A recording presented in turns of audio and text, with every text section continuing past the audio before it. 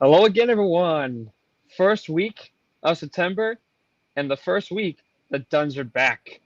Welcome to the first broadcast of September for False Count Anywhere here on the Rhode Island Broadcasting Network. This is Son, host Erick Dunn, with co-host Big Man, Father Edward Dunn here from Bridgewater, Mass, and I believe he's from his classroom in the heart of downtown Providence. I hope you guys had a great Labor Day week. Hope you guys are staying safe as well. Um, a lot's gone on. If you've been a fan of WWE, fan of AEW, there's a lot to break down here that we're going to try to get this in through to you quickly as we can without taking up so much time. Payback was this past Saturday from Pittsburgh. Man, was it a hell of a show. It was a great show. I'll break all that down for you guys. And then when we come back, my dad and I, we're going to go into a little AEW. We got the preview for Dynamite tonight, the aftermath of All Out and All In from London, as it was arguably one of the best shows I've seen. And for what I heard, it was one of the best in history. And also, we have to break down a little news about CM Punk because that also came out over the weekend that we will find time to fit in for you as well. And just as a reminder, False Count Anywhere is live every Wednesday at 5 on Red Circle, TuneIn Podcast, Spotify, Amazon, and on Google. And as well as right here on Twitter, which is now known as X, Facebook right here, as well as YouTube.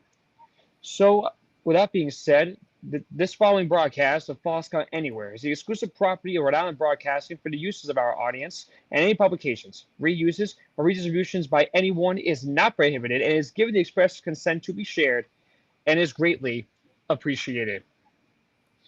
So we're going to do something a little bit backwards. Normally, I save WWE last, but through a indulgence between my dad and myself and the man behind the booth and scenes, Ron Rugo, we've all agreed to let me run WWE first because unfortunately, Dad did not see Payback. So he's going to be muted so he doesn't hear what I have to say. So he can go back and watch it without it being spoiled. So with that being said, allow me to kick this off now.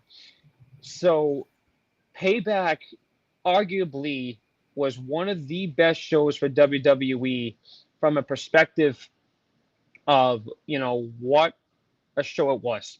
And before I get to the results of my predictions, let me tell you what happened with Payback. It delivered records based on all of the paybacks that it's ever been.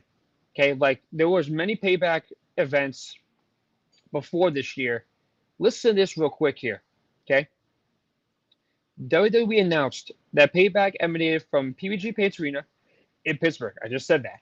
It became the most watched, highest grossing Payback in the history of the company.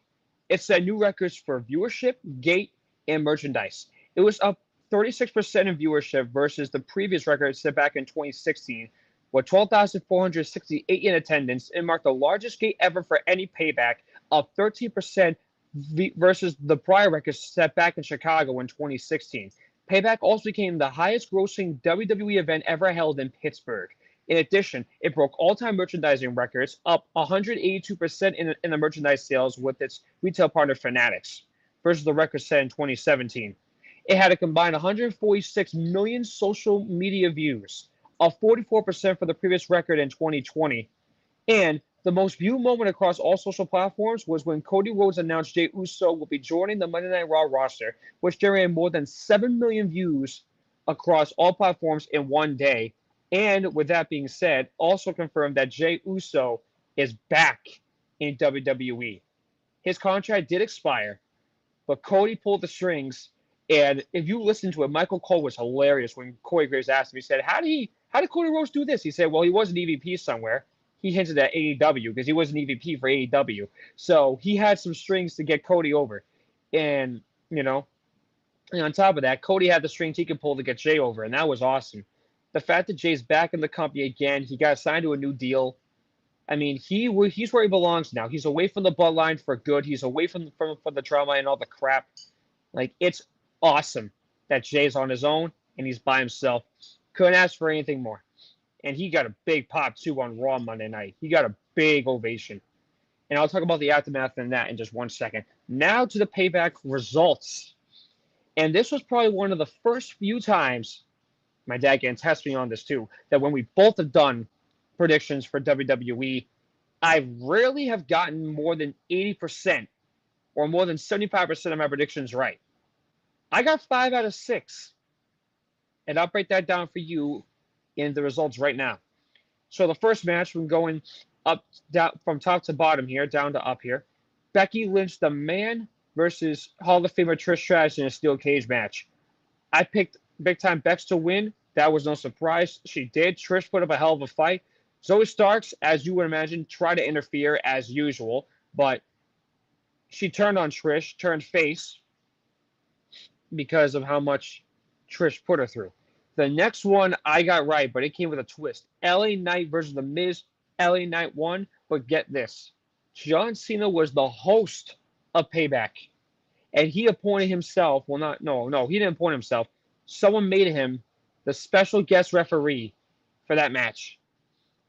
It was amazing to see John back into the ring again. I wish he was wrestling. I mean, he will be at some point, but he refed down the middle, called it straight. He was impartial, which also led to Miz having a meltdown on Monday night, where everyone thought that Cena was coming out to be his guest on Miz TV, but they literally paid him off as imaginary.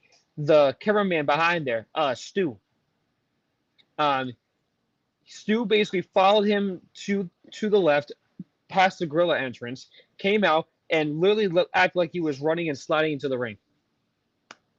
I mean, props to the camera guy, Stu, for being able to handle that. Like, that was cool. And then next one.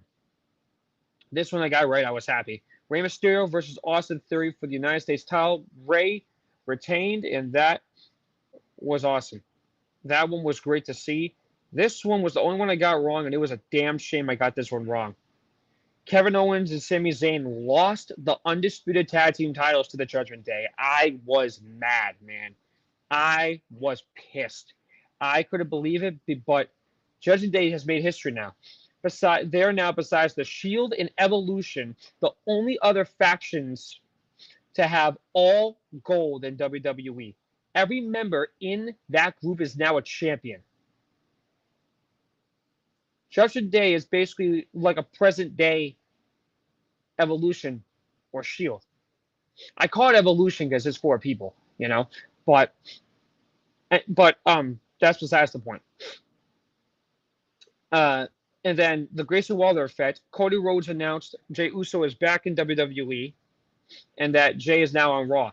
I couldn't be happier. Like I mentioned, having Jey back on Raw is a huge thing for WWE, because if they lost in AEW, it would have just downward spiraled so many fans for this company, because he's main event Jey Uso. He's going to eventually become a world heavyweight champion in this company, but I think if he's going to do it, it'll be on Raw. And the big question is, who's going to take it off Reigns still? They haven't decided yet, but Reigns' time is almost up from what I understand. And I also have that update on Cena, which I'm going to get into in just a couple minutes. So just hang in there and bear with me here. Next one.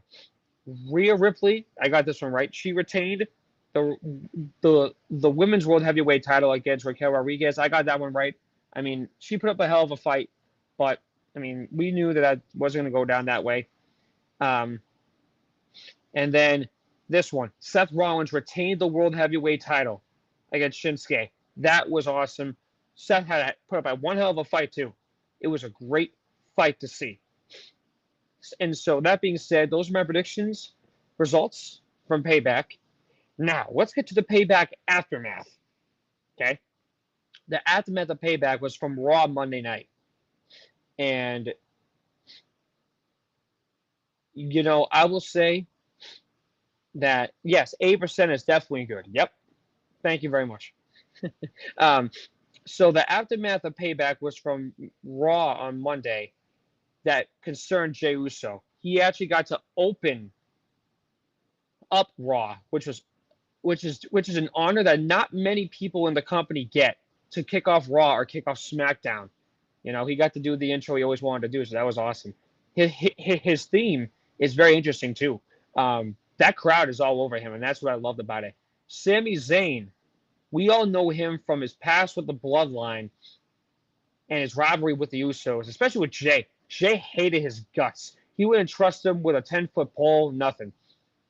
They actually end up hugging in the middle of the ring. Could they be a tag team now? Potentially. That could be interesting. Could Jay and Sami, two of the biggest faces on that show, become a tag team? Who knows? But from what I understand, Jay has got a lot of making up to do for the damage he did and for the damage that was done when he was with the Bloodline. There is a lot of apologizing and making amends he's going to have to do to get some respect on that roster. And then, as I mentioned before, The Miz just having a total breakdown on Cena. Invisible Cena. Okay?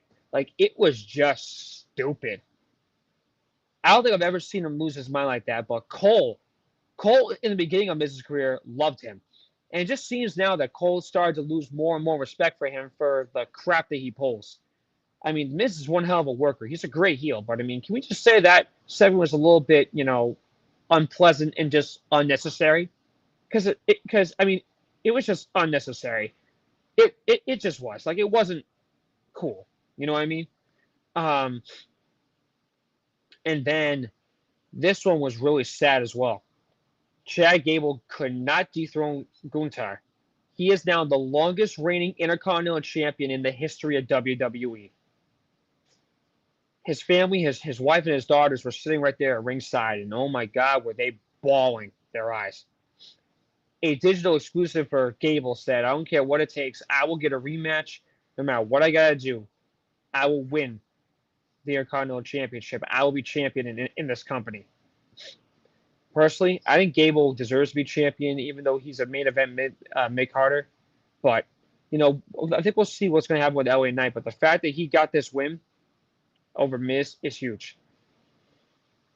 Now, the update I have for you guys on Cena.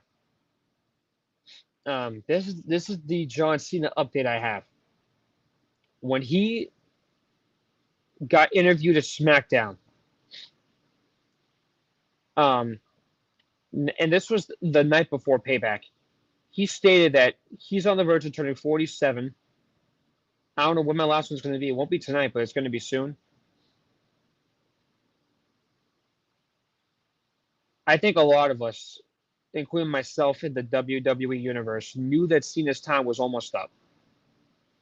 I mean, the guy's going to be 47 next year. How much more do you have to torture him? You know what I mean? Like, how much more do you have to do to practically kill the guy? You know what I mean? I said this on my show, I'm Done with Sports, on WBOB on Monday, and I'll say it again. It will be one of the saddest days in the history of this company when Cena officially retires. It is going to be one of the most darkest moments of WWE history when Cena is gone, officially gone for good. But until that happens, we are on for that ride. And as I mentioned, Cena is with WWE until Halloween. And that is a delight to see for the fans like myself that loves him and wants to see him get one more run. I want him to get one more run. Either Grand Slam champion, break Ric Flair's record, or just give him a good run to finish his career with. You know what I mean?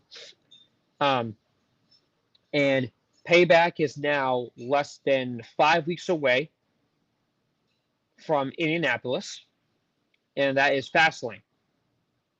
So Fastlane is now in less than 5 weeks away from Indy. I will have the card for you guys. I'll have some updates for you on that as we get closer to breaking down that card for Fastlane. But also to mention this too, with SmackDown being in Boston on this Friday night, it is also determined that Cena is going to be at the Superstar Spectacle in India, tag teaming with World Heavyweight Champion Seth Rollins. So I'll break down how that goes once I get some information there for you guys for next week as well. So anything I'll have for information for you guys with Raw and SmackDown next week will be right here on False Count Anywhere. And with that being said, we need to take our only break here. And when we come back, my dad and I, we're going to dive into some AEW. AEW All In, that was from London, arguably one of the best shows in wrestling history. But it wasn't to the extent of the predictions that we thought they were. We had some twists, we had some turns, and it was definitely not what we expected. A few were, but not many. We have the Dynamite preview to look into, and then All Out was also that Sunday as well.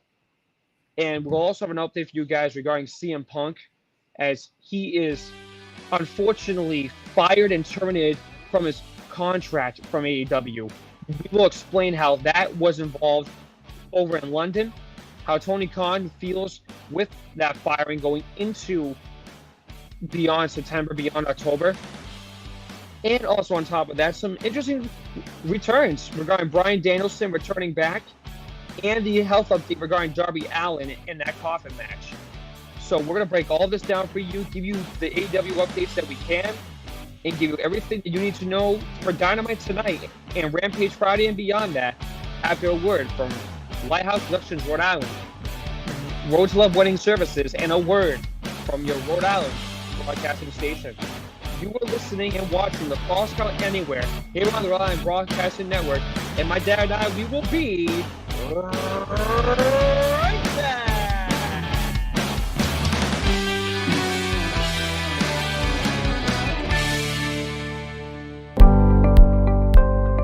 If you're looking for an entertainment company to help you with your event of any kind, feel free to check out Lighthouse Productions, Rhode Island. Providence-based company serving all of New England, providing you entertainment needs in the areas of sound, lighting, photo booth, photography, videography, drone videography, monograms, slideshows, and of course, DJ sound. As a special bonus, we also have wedding officiant services through Road to Love Wedding Services in conjunction with Lighthouse Productions to provide you all of your wedding needs. Don't need a wedding? Fantastic. You need music or a reason to have entertainment for a party of any kind? We can handle all budgets and all sizes and all different types of venues. With COVID, there's a 100% money-back guarantee for any type of cancellation and rescheduling needs. Check us out at lighthouseproductionsri.com. Lighthouse Productions, Rhode Island, your entertainment source for all of New England.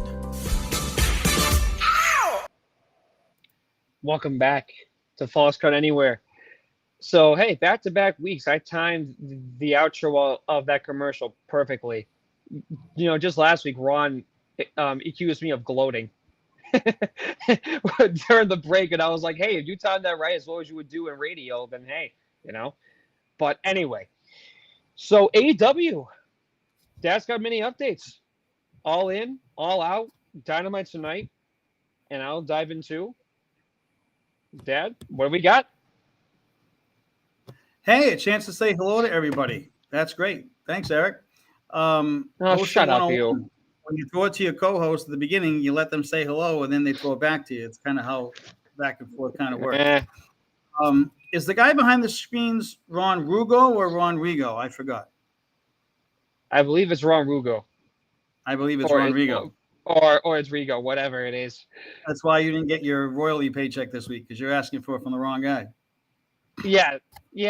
I'm sure I'm never getting it anyway because I keep saying it wrong every week. Whatever. I mean, Ron is Ron. Who cares? If he wants to money to see, like, what's the problem? With this.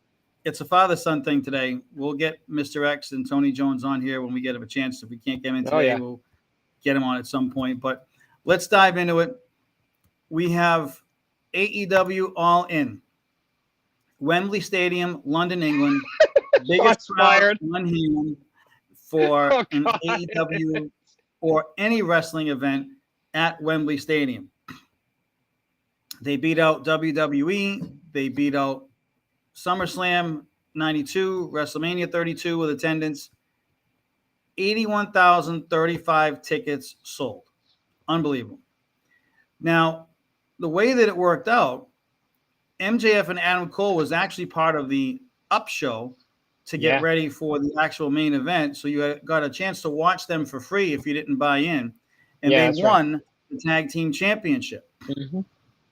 And I had said to you, if they win the tag team championship and Britt Baker wins the women's championship match, It would MJF go to Cole. Right. And any other combination, it would go back to MJF. Right. So the show started with Hook and Jack Perry for the FTW championship, and Hook was able to defeat Jack Perry.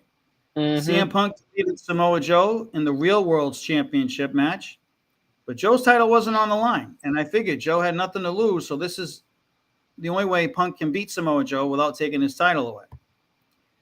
Bullet Club Gold defeated Bullet Club Elite. Figured that. Mm-hmm. FTR and defeated the Young Bucks for the World Tag Team Championship. The trilogy ends with top guys staying on top. Best Friends, Orange Cassidy, Penta El Zero Miedo, and Eddie Kingston and Orange Cassidy win the Stadium Stampede match. That was brutal. I lost that one. I thought it was going to the Combat Club for sure, but with Mom's van coming back into play, it made sense that they were going to get the win on that one. Saraya, the hometown girl, previously known as Paige from WWE, defeated Toni Storm, Britt Baker, and Hikaru Shida to win the AEW Women's title. Sting and Darby Allin defeated Strickland and Christian Cage in a coffin match. Figured that one. Mm-hmm. Will Ospreay defeated Chris Jericho.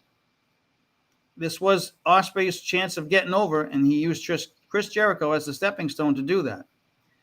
The Acclaim defeated the House of Black to gain the AEW Trios Championship with badass Billy Gunn. Mm-hmm. Not daddy ass from the Acclaim. It's badass from DX. Mm-hmm. And the main event, MJF defeated Adam Cole for the AEW World Championship. And you knew it was going to come down to something stupid. But we talked about the loyalty. We talked about the family. We talked about a lot of things that could have happened with this. We saw the ring come out, which I knew was going to be a factor. We saw a chair come out. We saw the belt come out. Didn't even use them. When it was all said and done, didn't even use them, but they alleged it. So there was still that tension there. They alleged it. But it was still clean. It was still clean. But it was tainted. I agree. Because there was a little bit of extra stuff going on. Roderick Strong was involved. Mm-hmm. That's going to create some issues with AEW and some new storyline now that these two are still tag champs. They're still going to keep going until they have something happen. So they left Wembley Stadium. They came back for a week of Dynamite, Rampage, and All Out preview to get ready for All Out Chicago a week later. And this was a crazy pay-per-view, almost worth as much as All In, but it was a little bit predictable. The over-budget charity battle royal was an interesting design to start things off so that everybody who didn't have a match got involved in the battle royal to win. And Hangman Adam Page did end up winning the match. He was able to give $50,000 to the charity of their choice. And because they were in Chicago, he donated it to the Chicago Education Fund, which gave him a huge pop. That's beautiful right there. The Ring of Honor Women's Champion, Athena, Diamante, and Mercedes Martinez taking on Hikaru Shida, Sky Blue, and Willow Nightingale. Ironically, Sky Blue, Hikaru Shida, and Willow Nightingale ended up winning the match, which was a shock. And this one went on for a while. I didn't think this women's match was going to take this long to get to the end of, but they had action from bell to bell, and the fans gave all of them a standing ovation when the match was over. How long was it? 30 minutes? I don't have the time on it, but I can tell you there were so many near falls. I thought they were going to have 2 commercial breaks if this was on regular television. Okay, so 25 minutes then. Yep. Wow. The AEW World Trios Championship match had the Acclaim with Anthony Bowens, Max Caster, and Daddy Ass with Dennis Rodman, and they're taking on Jay Lethal, Jeff Jarrett, and Satnam Singh with Sanjay Dutt and Karen Jarrett in their corner. Daddy Ass said he had his own referee and called out Aubrey Edwards to the ring. Yep.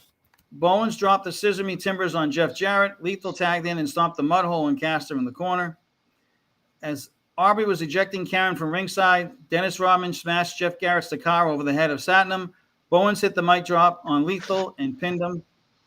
And that was just hilarious. The all-out portion of the pay-per-view kicked off with the World Tag Team Championships from Ring of Honor. Better Than You, baby. MJF and Adam Cole taking on the Dark Order. I did not predict this one right at all. Wow. I thought Dark Order was going to win this thing, but Better Than You, baby, came out on top. All right. Ring of Honor World Championship match, Samoa Joe versus Shane Taylor. Samoa Joe destroyed him. That was not even a point to even talk about. Jobber. Luchasaurus with Christian Cage took on Darby Allin with Nick Wayne. And by the time the match got to the end, it did look like a crime scene. And Luchasaurus did come out on top. Of course, Christian got involved. Of course, Nick Wayne got involved. But in the end, it was 2 tombstones by Luchasaurus to get the win. The Redeemer Miro took on Powerhouse Hobbs. And Miro, with his old-fashioned crush maneuver from WWE, same one he uses here. However, unpronounced to Miro. He did not know what was about to happen. Yeah. As the match was near the end, Lana is His all wife elite. came back. She came down to ringside, hit Hobbs with a chair, which is like hitting a fly off a windshield. That's not going to hurt the windshield. Not even going to help. And then while Hobbs was getting ready to attack Lana, he turned around, got hit by Miro with a steel chair, and then Miro walked away without embracing his wife, which was interesting. Yeah. The TBS Championship match, Chris Statlander versus Ruby Soho. Ruby Soho lost to Chris Statlander. Yep. There was a lot of things going on outside with the, what do they call themselves now? I already forgot. That women's faction, I can't think of the name that they use, but you had the can out there, but Toni Storm came out from beneath the ring and took the can away and showed that she's not friends with Outcast. That's what they were called. Outcast. She's not friends with Saraya and Ruby. She's on her own now. Good. No disqualification strap match. This was hilarious. The swerve of the year from AEW. Absolute Ricky Starks won a strap match versus Ricky the Dragon Steamboat. Yeah. And Ricky the Dragon Steamboat came out and said, you want a strap match with the Dragon? You got one. But we're going to put it in writing and we're going to sign it next week on Dynamite. The Dynamite in between All In and All Out. Ricky Steamboat came out with a contract that said, Absolute Ricky Starks versus the Dragon. Ricky Starks signed it. And then Ricky Steamboat looked at the crowd and said, some of you know me as Ricky the Dragon Steamboat. Some of you know me as Ricky Steamboat the Dragon. Some of you know me as the Dragon Ricky Steamboat. But I know all of you know this guy. And out comes Bryan Danielson, the American Dragon. He signs the contract, and now it's those two in the match as a strap match. And boy, it lived up to its billing. Yeah. Stark said he would never quit. No matter what Danielson did to him, you'd have to kill me. But he made him pass out because he didn't quit. Danielson picked up the win. Good for him. New Japan Wrestling strong openweight champion Eddie Kingston and Ring of Honor Pure champion Katsuyori Shibata took on the Blackpool Combat Club. And Taz joined the commentary team for this match. And even though Eddie Kingston got some revenge on the Blackpool Combat Club, it was Claudio that did Eddie Kingston in and got the win for his team. Kenny Omega took on Takeshita. And wow, this one was nuts. There was a lot of things going on, but unfortunately, Takeshita had the screwdriver. And then while that was distracted, Takeshita took off his knee pad and hit him with a knee strike and pinned Kenny Omega, even though Takeshita had the screwdriver and hit him with it while he was up in the one-winged angel position. Paul Turner didn't see it happen, but took the screwdriver away. But at that point, the damage was done. Yep. 8-man tag, FTR and the Young Bucks taking on Bullet Club Gold. This one had a lot of things going back and forth. The fans were chanting AEW all the time. And Bullet Club Gold was able to pick up the win. And the Young Bucks, FTR, went to shake hands again, but their backs were turned. And it all led up to what happened this week on Dynamite. Main event time. The AEW Championship match. Freshly squeezed Orange Cassidy taking on Jon Moxley. Wow. I lost this one big. I predicted that he was going to keep it and find a way to get past Jon Moxley, but nope. Jon Moxley flat out destroyed him. It was back and forth. They made it great, but it wasn't the match I hoped to see happen at the end. I feel bad for him. He had 25, 26 in a row before he lost. No kidding. And that's how it goes. It just happens that way. Now he'll get a rematch, though. After All Out, there was an episode, and Collision saw a rematch with Dark Order, somehow taking on the tag champs, and they pick up the win. Couldn't believe Dark Order won a match together, but it was bananas, and it was crazy, and it was out of this world. Yeah. Looking into the events after All In, there was a scuffle, a verbal altercation between Jack Perry, who we still haven't seen yet, and CM Punk. Yeah, we got to talk about this. As a result of what happened with CM Punk and Jack Perry in the back, there was no choice said by Tony Khan that he had to fire CM Punk immediately. I couldn't believe it. There was... we were at our wedding, and I showed you that tweet on Twitter. You still couldn't believe it either. No, who's going to believe it? I mean, obviously it happened, but it's a shock. But Jungle Boy there was is a also backstage. Currently, hang on. Jungle Boy is also currently he got suspended from this, and he's suspended indefinitely. I don't know when he's going to come back, but he's suspended indefinitely. There was a backstage scuffle with Jack Perry, and there were several incidents that had happened with Punk almost a year after his indefinite suspension following a backstage brawl. But with Punk's contract terminated, of course, now there are rumors of him possibly returning to the WWE. Yes. We don't know what's going to happen there. But Tony Khan called it the right move. And when asked in the media scrum about the details of what happened, his quote was, "I don't want to discuss the terms of the separation in that sense. I very much want to thank CM Punk, Phil, for everything he did in AEW as a wrestler. I don't think it was an easy decision for anybody on the discipline committee or for the outside counsel for me to do something like that. But I do think it was the right move. As far as what's going to happen in the future, I can't speak to that. I'm not the attorneys who interpret all that language and stuff."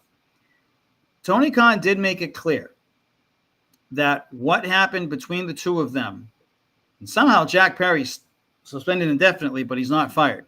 So I wish he got fired. CM Punk had to have done the worst out of all of this.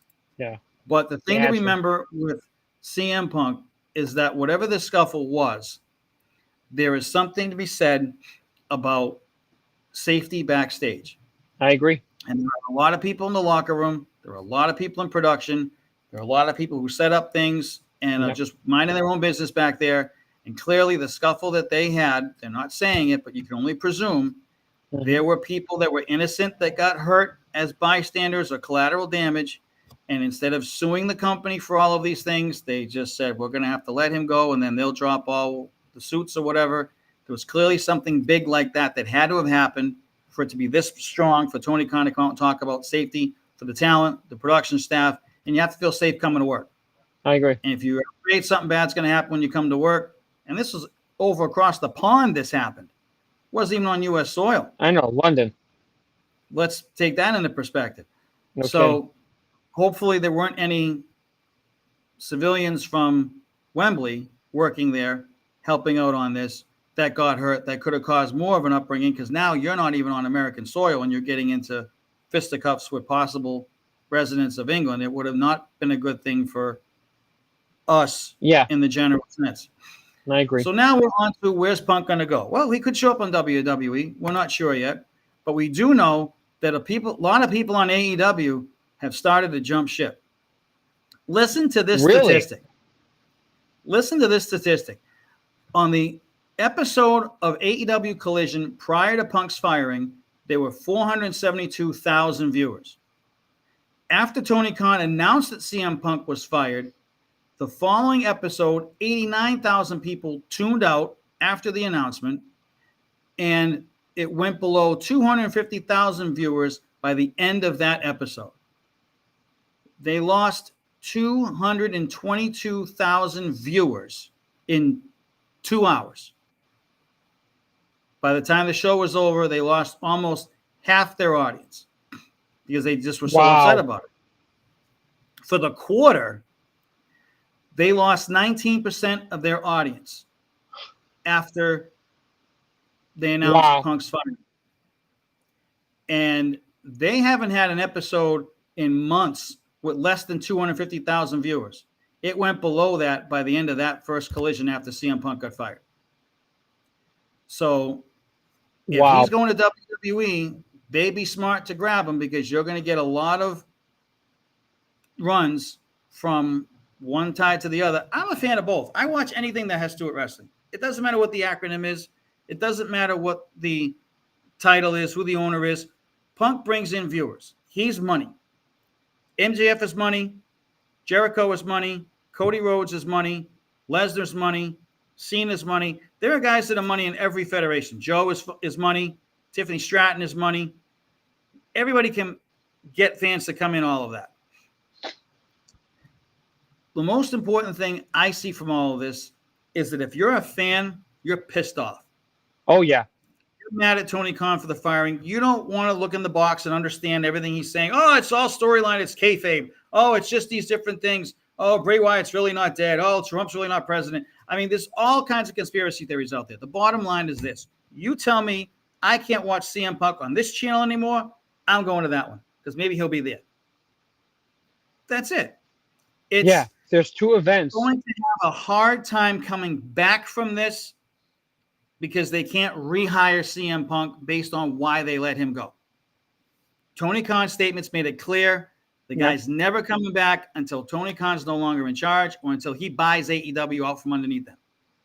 So if he wants to wrestle still, he's got to go back up North 95 and talk on Stanford, knock on the door and say, can you give me another chance?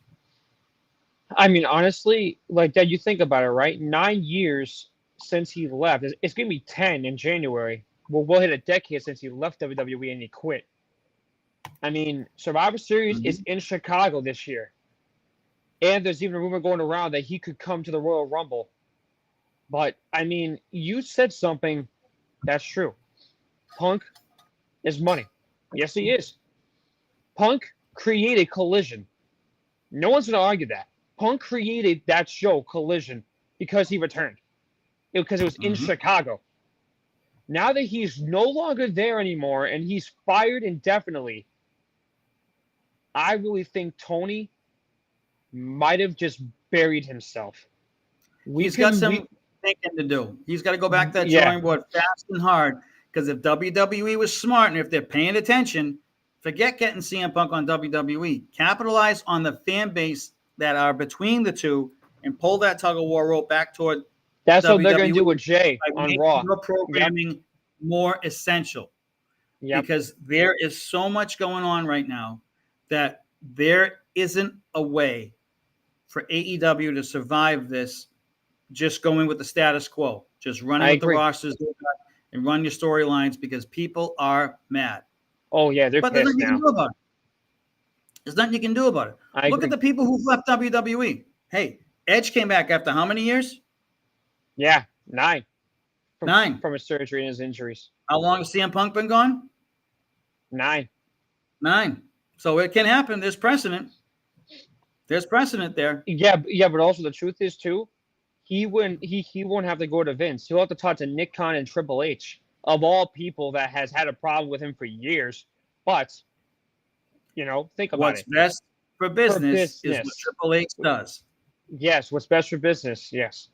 Could he return to WWE? We don't know. But here's what I do know. With that audience you were talking about, that's in between right now. With Jay now on Raw, he's going to bring that buzz back. If Cody's being drafted to SmackDown, he'll easily bring that money over. Like, it's interesting now when you think about it.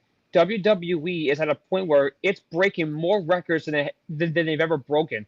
I mean, they broke their WrestleMania record on everything. They broke their SummerSlam record on everything. They broke their Payback record on everything. They're breaking all their records they set from years ago this year because Triple H and Nick Khan knows what to do. Vince is MIA. Don't know where the hell he is. But all we know is this. Vince is going to hang this up at some point. Triple H is going to be running this thing. Nick Khan will be running this thing. Stephanie McMahon, will she come back? Not sure. But here's what I do know. We all know the saying, forgive and forget. I don't know if they're going to be able to forget what Punk did and why he had to leave. But if you can forgive him for everything that happened and give him a second chance, can you just imagine that crowd in Chicago at Survivor Series or the crowd at the Rumble in January if he actually secretly behind the scenes gets signed to WWE and he agrees with affirmation, with some strings probably pulled and some certain stipulations in there, that he gets to come back again. That would just be the beginning of the downward spiral for Tony and AEW. I mean, think about it, Dad. Tony didn't have a choice. We all knew this. Tony had to have fired Punk because, from what I knew, Punk was going to sue him for either malpractice, money, safety, or something else that was stupid. I don't know what it was. But in order for Tony to avoid the lawsuits, he had to get rid of him. I get it. But a lot of people are pissed now at this company. They could easily be downward spiraling now. And you're right. Tony needs to wake up and start changing things because it could really be ugly for them. Well, things are happening as recently as hours ago. There are some stories coming out right now that's showing that they're going to be changing the formats of these shows based on what happened with CM Punk. Okay. Collision was mainly built because of Punk, as we talked about. Yep. And one of the things I just saw about this, I got to find where I read it. Yeah. CM Punk was primarily, here it is. Following the launch of AEW Collision, it was said that a soft roster split would see AEW stars mostly appear on Collision while others remain on Dynamite. This splitting allowed for CM Punk and the Elite to steer clear of one another due to the issues between the two following All Out 2022. Mm-hmm. Punk also reportedly played a hand in selecting who would be on Collision. Wow. CM Punk was the top star on AEW Collision, and his release brought questions about the future of the show. It was stated that the soft roster split will soon be a thing of the past following Punk's exit from AEW. Theoretically, everyone will be able to appear on every show, though some talents still may spend more time on one show than the others. For example, Bryan Danielson has been brought up to become the face of Collision after his match with Ricky Starks, which only spawned immediately after Punk's release to bring someone else down to that show that wasn't there before. I love it. It also showed the debuts of Britt Baker, Hirako Shida, the Young Bucks, and now they're going to have to figure out what happens next with AEW. Yep. Yeah. So you kind of saw, like, we had Raw and SmackDown. There was a roster here. There was a roster there. And you kind of weren't supposed to see people cross back and forth. The forbidden door between companies, between shows, Impact, Ring of Honor, AEW, the list goes on. Mm-hmm. Now we have to see who will be the faces of these shows. Because by Orange Cassidy losing his title to Moxley, that makes the Bullet Club, Blackpool Combat Club's stock go up. In order for the Elite and the Young Bucks to get a part in it, they're going to have to come up against somebody, but they lost to FTR. You've got some Japanese wrestlers coming in from New Japan, but they don't really have a place. It's starting to kind of look like Swiss cheese over there, and they got to get their act together soon. Because I agree. AEW could be on the verge of losing Collapsing. some serious ground in this war with WWE. Yep. On a side note, Trinity and John Fatu, the actual one half of the Usos, accepted my friend request as a longtime fan on Facebook. So I'm cool about that. Oh. Shout out to them. Thank you very much. Malawadahi. And let's get everybody going together. Yeah, absolutely. Don't know if you talked about it because I muted you, but Jey Uso is going to be on Raw. Jimmy Uso is going to be on SmackDown. Yeah, they're separated. Now we just got to see where that goes because we knew Jey Uso was not going to get Roman Reigns after he lost to him. So the only title he can win now as a singles person is Gunther or Seth Rollins. Yep. He won a formula that he could easily beat, but he lost Roman Reigns, so there's no more up for him. So they put him on the crowd's other all, yeah, but Toronto, the crowd's all over him. I think he's gonna get the chance. So I think with that being said, I think that's everything that we've dissected for AEW and WWE. I don't know. It's Wednesday night. You know what that means? What? Dynamite, of course. Right. We got to preview tonight's AEW Dynamite. And I believe that is our last thing to do. So let's do it. That is our last thing to do. The craziness with what's been going on now is going to cause a whole bunch of stuff because now with Punk being let go, what happens to his title he never lost? Is someone going to get it? Is there going to be a tournament? Is there going to be a unification? I don't know. This one's coming tonight from the Indianapolis, Indiana, at the Indiana Farmers Coliseum. This is the first episode of Dynamite during the 4-week build towards Wrestle Dream, which takes place on October 1st. Interesting name for a pay-per-view probably, but we'll see what happens. It's not going to be easy for Punk and his Real World Championship being gone, but it means it's the start of a new era. Yep. And it coincides with the ending of the All-Out main event where Jon Moxley defeated Orange Cassidy to become the new AEW International Champion. Cassidy defended his belt over 30 times during his reign that began last October. Carry that belt forward and keep demonstrating why it's the top prize in the promotions. Here's the lineup for tonight. AEW World Champion MJF was shoved by Samoa Joe at All Out, which sparked a brawl inside the ring between both men. Just like that, it looks like MJF versus Joe is in the works, whether it's at Grand Slam or Wrestle Dream. But MJF will have a live mic tonight. We're certain he's going to say something about Joe's unprovoked attack, and maybe they'll show up there as well. We're not sure. Darby Allin versus Nick Wayne is one of 2 tournament matches announced for tonight. Allin and Wayne are allies who have experienced some tension in the recent weeks over AR Fox. What kind of shape will Darby Allin be in after hurting his back on a coffin at All In? Yep. And then being demolished by TNT champion Luchasaurus at All Out? I don't know. The second tournament match advertised for tonight is Roderick Strong versus Trent Beretta. Apparently, Roddy Strong's neck is cleared for him to go back to wrestling. And Roddy told Adam Cole he's going to win the tournament and destroy Adam's best friend, MJF. So that makes him a favorite to advance out of the first round for sure. The other match on tonight's lineup is the tag team belt pitting Chris Jericho and Sammy Guevara, the Sex Gods, taking on Aussie Open. The Sex Gods want to win tag team gold again. If they work together in this match, perhaps they'll be good enough to put them in line for a title shot against FTR at either Grand Slam or Wrestle Dream. Hangman Page has something to say. He's going to grab a mic tonight, and he's been lost over the shuffle in the last couple of months, but he's coming in off the over-budget charity battle royal. Will that give him a chance to maybe throw a shot at CM Punk with the mic in his hands tonight? We're not sure. What are you saying?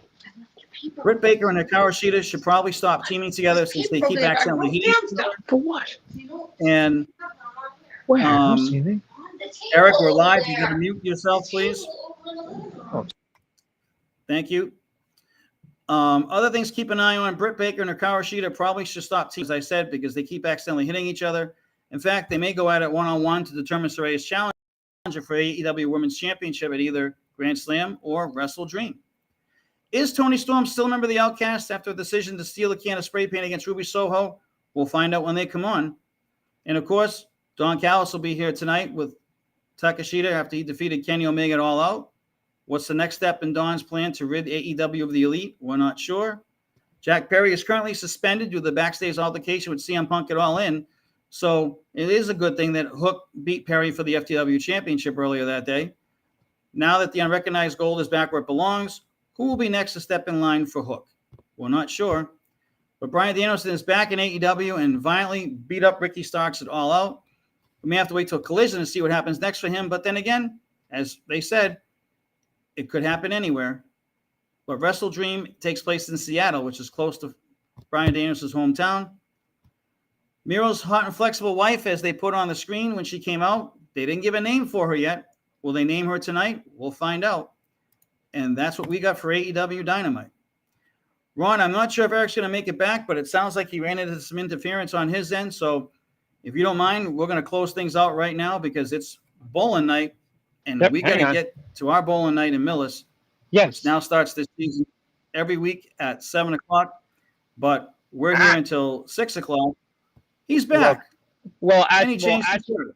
Actually, kind of. I mean, normally it's 5:45, but I forgot that we ran over. So I think with that being said, I just want to make sure I show off that, yes, we are off to kick some ass for opening night, and we are ready to go out there and do our thing. So, Dad, I think we're good. I think we're off to go and meet up and go ahead and do this thing.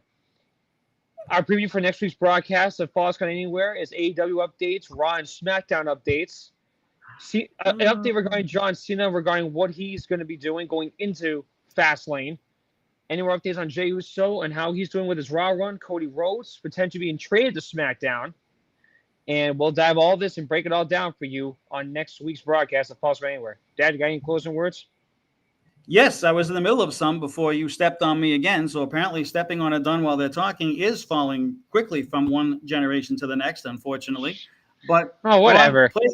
We're out of here. We got to hit this going. We got to hit the road and get where we got to be. We're glad you guys stuck around to join us for another week of Falls Count Anywhere. Eric, I'll toss it back to you. Wrap it up. We're out of here.